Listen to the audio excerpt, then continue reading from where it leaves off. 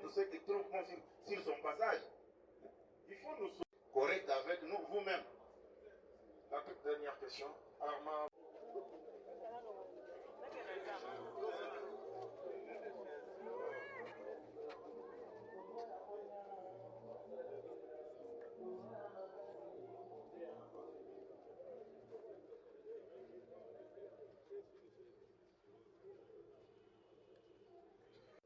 Delphin, fais ça au téléphone. Ah, voyez-moi au téléphone, pardon. Maman, fais ça. Fais ça, ma fille, Kalabou. Monsieur le Président.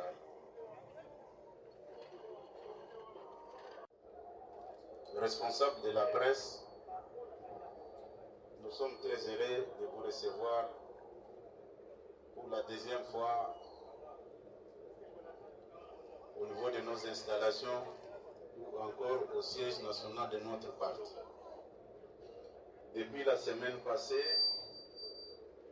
nous avons lancé une dynamique citoyenne dénommée Coalition des Congolais pour le changement de la Constitution. Et il était prévu que ce lundi, que les travaux d'une manière officielle de ces quatre puissent commencer avec les acteurs politiques, les confessions religieuses, la société civile et les mouvements associatifs. On ne pouvait pas commencer ces activités sans toutefois vous associer, puisque vous avez une mission pédagogique pour expliquer aux uns aux autres les biens fondés de la mise en place de notre dynamique citoyenne dénommée Coalition des Congolais pour le changement de la Constitution en sigle C4. Et en dehors de ça, nous aurons aussi à échanger avec vous sur certaines questions d'actualité que nous avons mentionnées dans notre communiqué ou soit dans notre invitation. Nous sommes à votre disposition pour chercher à connaître pourquoi la création ou bien la mise en place de cette dynamique dénommée Coalition des Congolais pour le changement de la Constitution. C'est ça même l'objectif principal de notre rencontre de ce soir. Merci. Merci beaucoup. Merci. Merci pour les applaudissements. Le débat est lancé. Le débat est ouvert. Je vois Ibouya qui vient d'arriver. On va accorder la parole à Ibouya.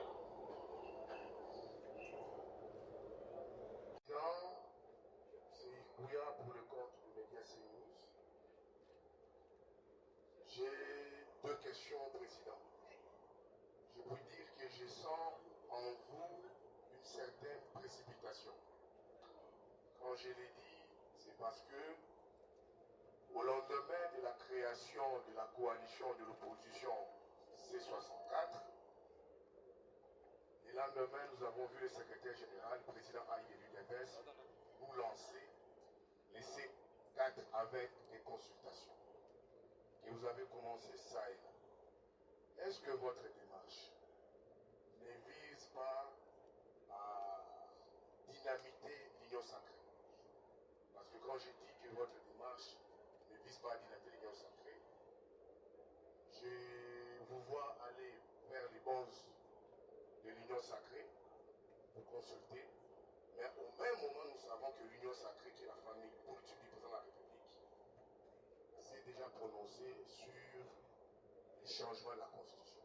Est-ce que votre démarche vise à dynamiter l'union sacrée et connaissant déjà les bras de fer qui règnent entre vous avec les présidents, soit les secrétaires permanents de l'union sacrée, André Mat? La deuxième question, permettez-moi de vous dire, président, donnez-nous les vrais concepts. S'agit-il du changement de la Constitution ou nous sommes dans un concept révision purement de la Constitution. Merci. Merci beaucoup. On répondra aux deux questions qui sont même très faciles à répondre. Mais je tiens à vous féliciter aussi pour votre démarche de songer aux épouses des militaires avec vos dons de bassins de quelques billets de banque. En tout cas, merci beaucoup. D'entrée de jeu, il faut encourager toutes les bonnes initiatives. Il n'y a pas une question de précipitation. Un responsable politique sérieux sait comment anticiper des choses pour ne pas être surpris. Il n'y a aucune disposition dans la charte de l'Union sacrée qui interdit à une formation politique ou regroupement de créer des initiatives pour atteindre un objectif. Vous me parlez, je ne voulais même pas revenir sur ça, mais je suis très heureux. Nous parlons de la Constitution, nous sommes en 2026. Vous êtes journaliste, rappelez-vous, le 10 octobre 2024. Si vous regardez dans vos archives, vous allez trouver que l'IDPS avait déjà déclenché cette démarche à travers une lettre circulaire adressée à tous les responsables de ces structures de base pour qu'on réfléchisse sur le changement de la Constitution. Nous n'avons aucun problème. Ça, c'est une dynamique citoyenne qui n'a rien à voir avec des plateformes politiques. Je ne sais pas si ça vous arrange au jour d'aujourd'hui qu'on laisse toutes les forces en présence non négligeables, puisque au sein de ces quatre coalitions des Congolais pour le changement de la Constitution, vous allez trouver des confessions religieuses que vous n'allez pas trouver au sein de l'Union sacrée. Vous allez trouver la société civile et les mouvements associatifs. Je ne pense pas que nous avons péché contre qui que ce soit. Notre idée est partie de la conférence de presse du 6 mai, organisée par son Excellence Monsieur le Président de la République à la Cité de l'Union africaine. À la fin de sa conférence de presse, il avait dit ceci: je me remets à la disposition de notre peuple. Vous avez évoqué la dynamique de nos amis de l'opposition, puisque avant de faire quelque chose, il faut suivre aussi ce que l'adversaire est en train de préparer. Le jour de la sortie officielle de nos amis au collège Boboto, et aussi c'était référé à la population, que nous tendons la main à notre peuple de nous accompagner pour qu'on ne touche pas à la Constitution. Allez-vous attendre que le président de la République puisse quitter son bureau de l'Union africaine pour commencer à sensibiliser la population? La réponse est non. Admettons, par erreur, l'opposition sensibilise la population pour que le peuple congolais n'accepte pas le changement de la Constitution. Et ces jours-là, le chef de l'État se retrouve devant un seul son de cloche. Il va faire quoi? Nous, de sa famille politique, nous de l'IDPS, nous sommes concernés par tout ce qui se passe au pays. Nous avons compris le message, nous nous sommes engagés, nous avons mis en place une dynamique citoyenne où nous sommes en train de sensibiliser la population, pas seulement avec les hommes politiques, mais avec des confessions religieuses. Vous savez très bien qu'il y a certains partis politiques où vous allez trouver un président avec 1000 ou 2000 personnes. Mais il y a des confessions religieuses où vous allez trouver 5 millions de personnes, 10 millions de personnes. Allons-nous négliger ces gens-là parce qu'ils n'ont pas de parti politique, ou bien nous sommes obligés d'aller conscientiser ces gens-là pour qu'ils puissent bien nous rejoindre dans cette démarche? Je ne vois pas là où nous avons dérangé le pouvoir de qui que ce soit. Nous faisons notre affaire, nous intéressons tout le monde, et le problème de la Constitution, ce n'est pas un problème des politiciens tout simplement, c'est un problème national. Il faut intéresser tout le monde. Je ne vois pas le mal que nous avons fait en mettant en place les C4. Et les C4, les chiffres 4 symbolisent les 4 zones linguistiques. Et les chiffres 4 symbolisent les 4 espaces géographiques. Ce n'est pas l'affaire d'une seule communauté. Puisqu'au jour d'aujourd'hui, vous le savez comme moi, le président de la République appartient d'une communauté bien connue. Et si aujourd'hui, on ne met pas cette dynamique en place, les gens risquent de dire que non, ils sont en train de se battre comme ça pour protéger le pouvoir de leurs frères. Mais ici, l'affaire concerne tous les peuples congolais dans son ensemble. Vous allez trouver les Bangala, vous allez trouver les Baswahili, vous allez trouver les Bakongo et les Baluba. C'est ce qui symbolise les chiffres 4 là. Je ne vois pas le mal que nous avons fait en créant cette dynamique citoyenne pour sensibiliser notre peuple. Nous ne pouvons pas laisser la place à l'opposition. Nous sommes en politique, il ne faut plus sous-estimer l'adversaire. Voilà un peu à ce qui concerne votre préoccupation que vous avez qualifiée d'anticipation, bien d'être pressé par rapport à la mise en place de la dynamique. Nous n'avons touché personne et par respect, nous sommes obligés de consulter tout le monde pour que un jour que les gens ne puissent pas dire que nous on n'était pas consultés dans cette démarche-là. Et C4 va fonctionner sur base d'une coordination dans tous les 145 territoires et dans tous les 26 chefs-lieux de province. Ce n'est pas une affaire de l'UDPS seul.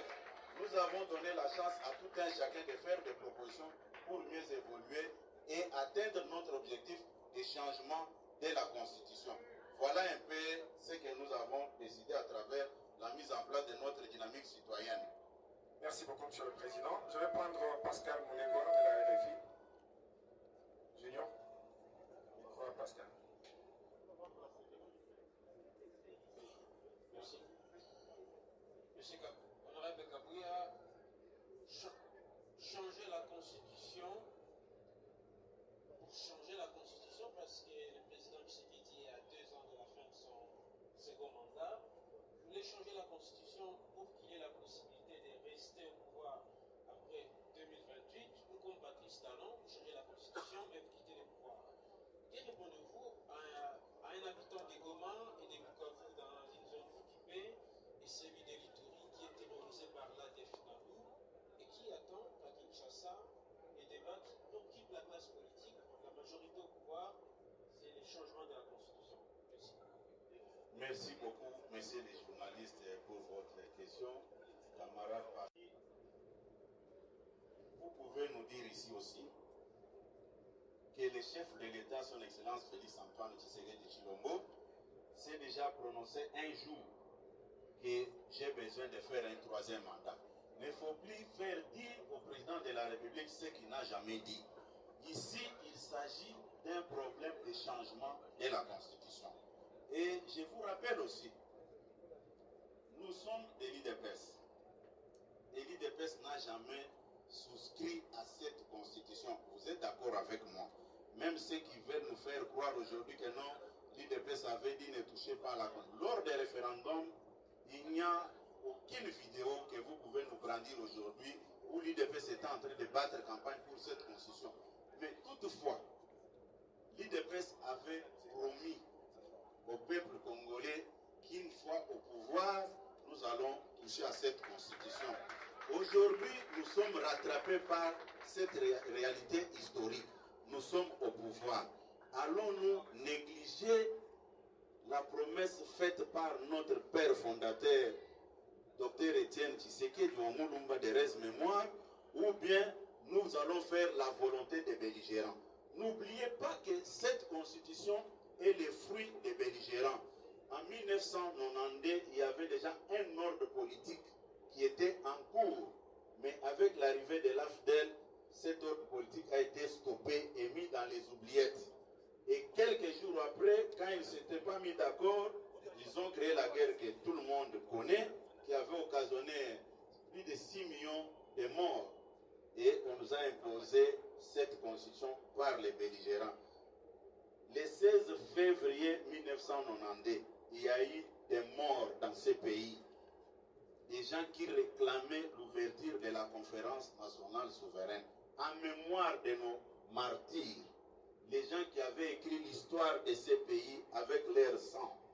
Il y a Cardinal Mosengo qui avait dirigé les travaux de la Conférence nationale souveraine pour honorer sa mémoire, contrairement à ce que les Cholés et les Ambongo sont en train de faire en contradiction avec les combats de Monseigneur Mosengo et des peuples congolais en général.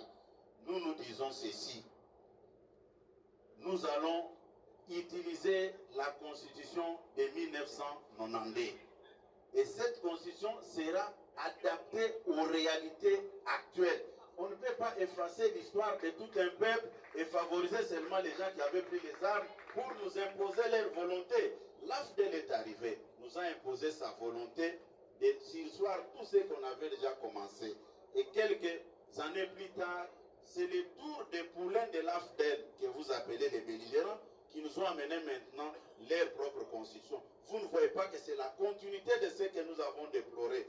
Quel est le péché? D'abord, cette constitution totalise, si je ne me trompe pas, 20 ans. Est-ce que les réalités que nous avons aujourd'hui sont vraiment conformes avec cette constitution? La réponse est non. Nous ne sommes pas obligés ou bien esclaves de faire la volonté des belligérants. Nous tenons mordicus à notre promesse faite à notre peuple par notre père fondateur, Dr Étienne Tshisekedi.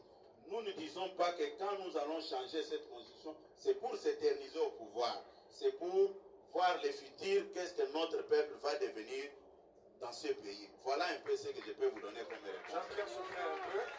Qu'on change la constitution. Ce sont eux qui ont imposé leur volonté à nos frères et sœurs de Goma. Voilà. Des réunions dans des petites salles comme ils sont en train de les faire. Vous étiez avec nous les 4 mai quand nous avons lancé un appel à notre peuple. Les rues de Kinshasa étaient inondées. Nous sommes d'accord, c'est la raison pour laquelle nous avons mis en place la dynamique C4 pour que cette même population nous départage. C'est ça notre souhait. C'est la population qui sera notre arbitre. Moi, je ne vois pas comment que je peux. Vous avez déjà vu un crocodile qui a peur de l'eau ou bien d'une rivière? Je ne pense pas. Nous attendons le moment venu. Nous allons nous présenter devant la population. Gabriel, prenez votre mal à patience. Invité, vous dit que non, il y a la gestion à tous les niveaux, non. Posez la question à travers un tableau comparatif. Allez faire, il y a certains de vos confrères et consoeurs qui se présentent comme étant des journalistes d'investigation. Mais c'est ce que le peuple veut voir. Par exemple, aujourd'hui, je donne un peu un exemple un peu banal. Là. On vous dit que l'équipe nationale n'était pas bien préparée. Mais on vous dit quand même que l'équipe nationale s'est qualifiée pour la Coupe du Monde. Qui peut croire à ça? Qui peut croire à ça? Nous avons des militaires, nous avons des... De quelle constitution nous allons discuter avec Martin Fayulu? Non, mais moi, écoutez, je vous ai dit ici que, bon, je vous réponds en lingala. Constitution yozo ipsangwana, nalobi ke, pour nabiso, tomoni importance nangote. Fayulu a salaki campagne en faveur de cette constitution, pour nabao ba éviter. En 2007, il était premier vice-président de la majorité au niveau de l'Assemblée provinciale de Kinshasa. Il n'était pas là pour les comptes de l'opposition. Vous êtes des journalistes, vérifiez ça et vous allez trouver que c'était ça la réalité. Fayulu a salaki campagne en faveur de cette constitution. C'est au moment où Babebanakina Batunaye, Ndayaki Kosongabwe, Azaki premier vice-président, il y a AMP, l'Assemblée provinciale de Kinshasa. Ça fait partie de notre histoire. Mouto a salaki campagne à constitution. Lelo Siko Bozob Misaye que non, voilà. Faire le débat contre toi, vous pensez que je n'aurai pas des arguments pour discuter avec lui? C'est un vrai... Non, écoutez, j'ai dit ceci. D'abord, je vous avais dit qu'il n'a pas mon poids politique, Fayulu. Je pèse bien mes mots, il n'a pas mon poids politique. Oui, si c'est pour parler, à des fois, bon, d'abord, je dois même revenir là-dessus, hein, puisque je vois certains de vos confrères, hein, je ne sais même pas comment ils se sont retrouvés, des journalistes, qui se donnent les listes de rencontrer du n'importe quoi sur ma personne. Moi, j'ai fait mes études et j'ai fait ma défense, pas dans un bureau d'un professeur, c'était dans un auditoire comme ça, devant tout le monde. Et puis, je peux vous citer les noms des gens qui avaient dirigé notre jury. Allez demander à professeur Godin Pouy. C'est un petit monsieur. Allez demander à professeur Toussaint Chilombo. C'est eux. Quand vous leur parlez de moi, ils vont vous dire c'est que j'étais sur les bancs de l'université. À des fois, les gens parlent de leur vie. Qu'est-ce que les gens maîtrisent par rapport à tout ce qu'ils rencontrent ici? Tu peux avoir ton diplôme en droit. Tu ne connais pas la médecine. Tu ne connais pas l'économie. Hein? C'est ça la réalité. Mais à des fois, quand les gens passent dans les médias, ils rencontrent leur vie. À des fois, je vois même certaines personnes, j'allais dire des choses qui peuvent même vous scandaliser. Vous les regardez comme ça, vraiment, j'ai pitié même de parler. Voilà. Les débats, je suis disponible à parler et je défends ma cause. Ce qui va prouver que j'avais des bons arguments, c'est quand le changement de la Constitution va être accepté par notre peuple. Ce n'est pas quelqu'un qui vous rencontre sa vie et vous dites que non, il a parlé. Les thermomètres, c'est la population qui va nous départager avec tout ce monde-là. D'ailleurs, je n'ai même pas de temps à perdre avec les gens qui n'ont aucun poids politique, qui étaient hier comme ça, de l'autre côté, quand ça n'a pas marché, ils traversent, est-ce qu'il Fayulu a fait l'opposition de plus que moi? Fayulu a fait l'opposition de plus que moi, puisqu'il était membre de la société civile. Ok? En 1992, oui, ceux qui ne le savent pas, il avait dit qu'il était deuxième vice-président de la commission ECOFIN. Ce n'était pas pour les comptes de l'opposition, c'était pour les comptes de la société civile. Vous êtes de la presse, il faut toujours fouiller l'information avant de poser toutes ces questions. Il était membre de la société civile. En 2006-2007, il s'est présenté comme indépendant, mais une fois élu, il a basculé à l'AMP. Il était premier vice-président de la majorité au sein de l'Assemblée provinciale de Kinshasa. Et c'est avec cette personne que vous voulez me comparer? Merci beaucoup, chers confrères.